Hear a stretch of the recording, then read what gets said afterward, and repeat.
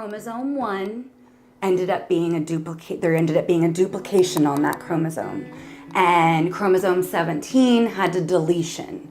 So it's almost like those chromosomes swapped some makeup. And the chromosome 17 came with the biggest consequence, and that was Miller-Dieker syndrome. The main component of that is lissencephaly. So we're all born with these grooves in our brain that help everything to connect, and the neurons and all that. I'm not, once again, not a scientist. Eva was born with a smooth brain, so her brain wasn't going to be capable of helping her eat or breathe or sit or talk or stand, just extreme developmental delays.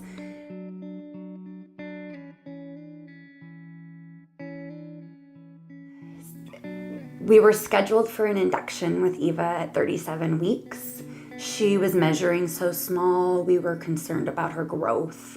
And quite honestly, I was ready to be done with the pregnancy and see this tiny wonder I've been carrying around. And at that point, my fluid had balanced out. There was even a few things with her anatomy that seemed to kind of be okay, or not as big of a concern as we originally thought. So we did more testing when she was born, but we were scheduled for 37 weeks, an hour away from her home at a level 4 NICU so that she could be cared for the best she could. We met with the palliative care team at the hospital probably 2 months, a month and a half before she was born, so we could go over what we as parents expected, what we wanted for our daughter, how we could work together. I had no idea what to expect walking into that meeting, but it was extremely beneficial, and the palliative care doctors are just absolutely incredible. They are there to support people who have these diagnoses. These were pediatric palliative care specifically. One of them even had a child that had a similar diagnosis to Eva. So that gave my husband a little comfort. He asked a few questions. He had not been researching like I had, and he had not been asking questions from me. I think he was just, like I said, trying to carry on. So that was good to have us sit with doctors and talk about the details of what we expected on the day of her birth. So we planned to have my son at the hospital, not right away though. So he went to my mom's and dad's, and we went to the hospital. I describe going in for Eva's birth like walking into a white cloud. My friend says it's better than a black cloud because that's just how unknown everything felt. The future was an absolute blur. Would our whole life be flipped upside down by caring for a special needs child? Or, just that unknown of death. She's going to die, but when? It was a very, very surreal feeling walking in the hospital. And the man escorted us to the maternity ward, and he says, "Oh, good. I love when I get to escort the happy people." And because he's taking people to all sorts of things in the hospital. And I didn't say anything, but I was just so numb, like, oh boy, you just have no clue what we're walking into. So we were put in a room. After a couple hours, I was induced. It was a very, very quick labor. I birthed my son really fast, so I thought being induced, it might be a little more slowed down. No, because I didn't even have the drip of Pitocin. I just had the cervical pill. I can't remember what it's called. And I had hired a doula, someone that I'd been in touch with since my previous pregnancy. One of our friends, she's his cousin, so I had known her through other means. And I just felt like if I was going to be induced and if it was intense labor, I wanted someone there to help me so Joe could go take care of himself, because this was a lot to handle for both of us. And unfortunately, my doula didn't make it on time, and the poor thing, I know, feels bad about that. But it's because of that. Being induced, we expect it to be slow, and It was being slow, and I went from like a 2 to a 10 in 40 minutes. Like Eva came, when it all kicked in, it just kicked in so fast, there's no way anyone could make it there in time. So, but my mom and my son did. I had called them and said, it's getting dark, why don't you guys just head up? Even though at that point in time, I really didn't feel like she was coming. They rented a motel room. We didn't think she was coming that fast, but she did. And she was born, and her eyes were big and wide open. She required a little tiny bit of oxygen that her big brother got a hold over her mouth for her, so he got to be a part of it. The way we were treated was just phenomenal.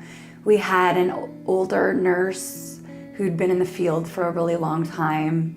Once again, everything came so fast. The poor lady was off trying to get something else for me when Eva came. All these people felt bad, like, oh my gosh, we didn't expect this. We didn't expect a lot with Eva. She surprised us every step of the way.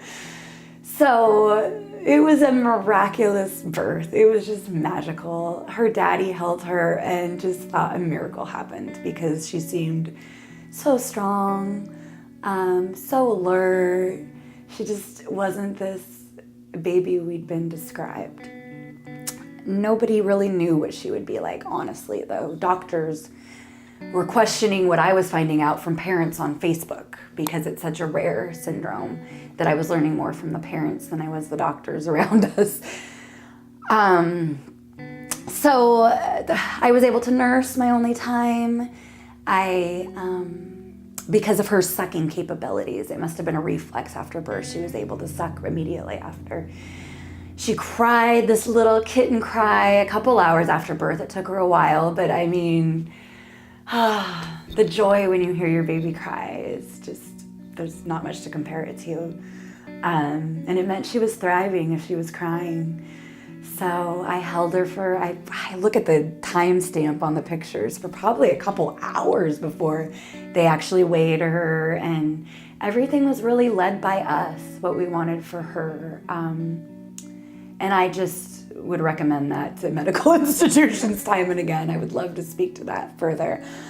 Letting parents have a say in these life-limited cases is so empowering because we feel like such a lack of control that we still can be a parent and make some decisions for our child. So with Eva, we wanted nothing but comfort care. We'd planned to do not resuscitate orders on her, which is something that sounds extreme probably, but is pretty common in our situation, I found. We did a barium test on Eva at 2 days old though, and we discovered that she had a narrowing in between her stomach and her intestines. Something we had assumed from the ultrasounds. It wasn't as bad as we had originally thought, but if we took her home, at some point she would stop being able to process her food. And that might not be the prettiest death. Not that any death is pretty. So we did the unimaginable, something we had not planned on doing, but we did major surgery on our life-limited daughter. And that was a really, really, really big, huge, tough decision for us. It came 3 days after her birth, on the day that we were supposed to be taking her home. They'd searched the hospital for a car seat that is flat because she was 3 pounds, 10 ounces. So if a baby's under 5 pounds, they need this certain car seat that looks like it was designed in 1992 because they're not capable of holding themselves up. Eva never was going to be capable of holding herself up very well. Her neck was very floppy, and I was cognizant of keeping her airway open. So we had her car seat. I mean, they worked hard to get us out the door 3 days after birth, but the one doctor thought, let's do a barium test and just see. And yeah, that revealed that she had this condition with her intestines. So we could take her home, absolutely. It was our choice. But if she had to come back to the hospital, she would be admitted into the pediatric intensive care unit versus the neonatal. And she was so tiny. I just felt comfortable with the NICU nurses that knew how to handle infants of that size.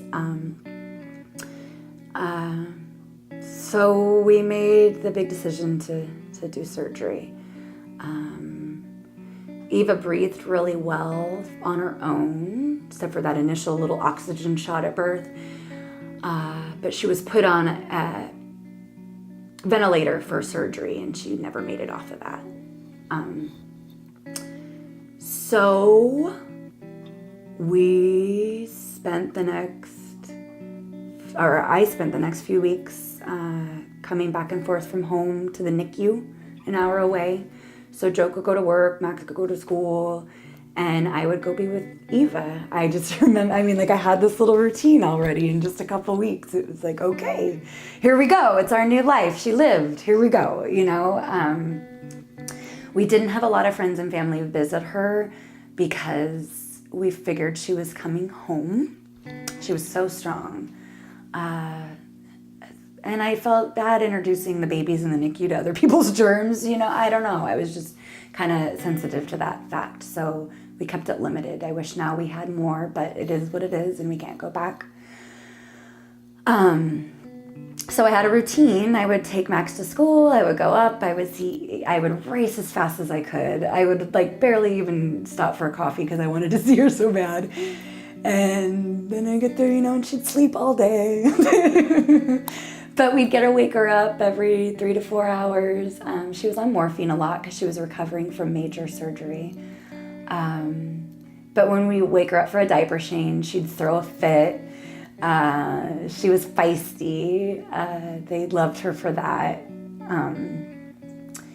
She had a strong will about her, and her eyes were so huge. And when she was awake, the way she would look at me was just absolutely incredible. And we didn't know how much she could see. She was even a newborn, so... but due to her condition, we also didn't know how much she could hear. There was a sad situation with the poor hearing aid specialist who told us she couldn't hear, and I had a little meltdown over it. That was the least of my concerns. Which we then ended up having a wonderful conversation with that woman who'd lost a child herself. It's just incredible when you start opening up. So Eva, we had this good little routine going. And after a couple weeks, we did another test on her, and her stomach had healed. And we were able to gradually, hopefully, wean her off the ventilator. They tried a couple times, but because she'd had stomach surgery, you can't use high flow oxygen. It could hurt the incision.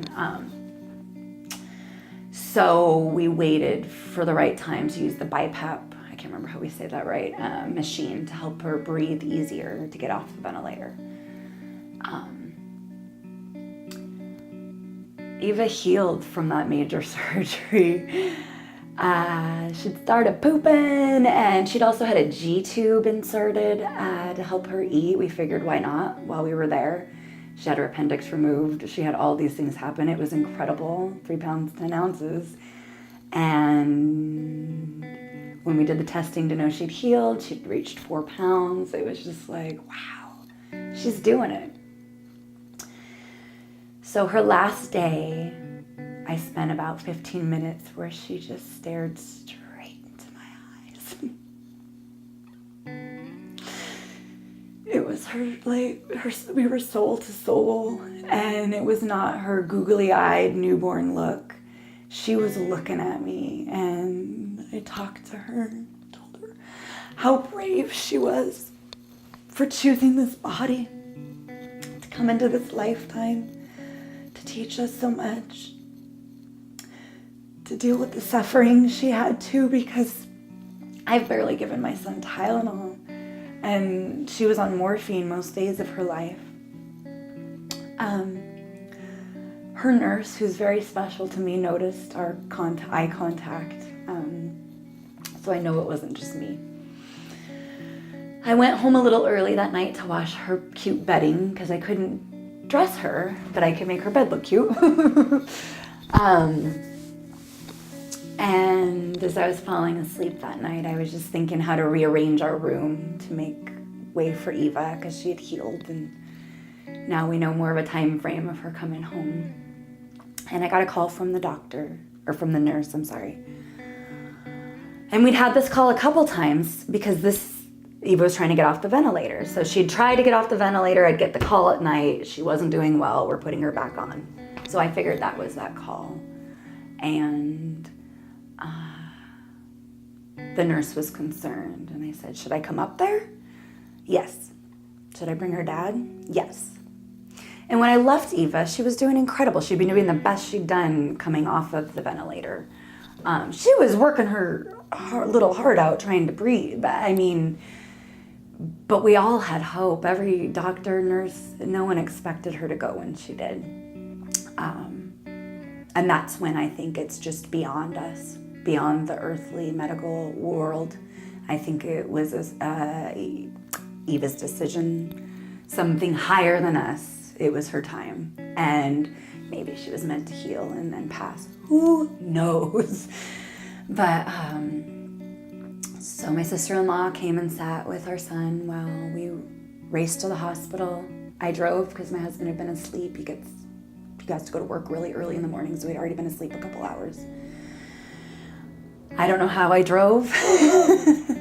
Tried to not cry, tried not to fall apart. Like, we just got to get there. The nurse kept calling. She wanted us there so bad for Eva. We didn't make it in time. I cry, but I'm okay with that because of our moment earlier in the day. They say that people who pass a lot of times don't want their loved ones around. Makes it harder to pass. So I'm content in my heart with that. I know as I was driving to her, I was telling her it was okay. The last thing we wanted for Eva was to suffer. And we had a do not resuscitate on her before surgery that had been lifted for surgery because I didn't want to complicate things for the doctors. So they tried to resuscitate Eva, and then they didn't. So we came not very long after. She was still warm. And we held her for probably a good 4 hours. Our nurse made sure we got any memories we wanted.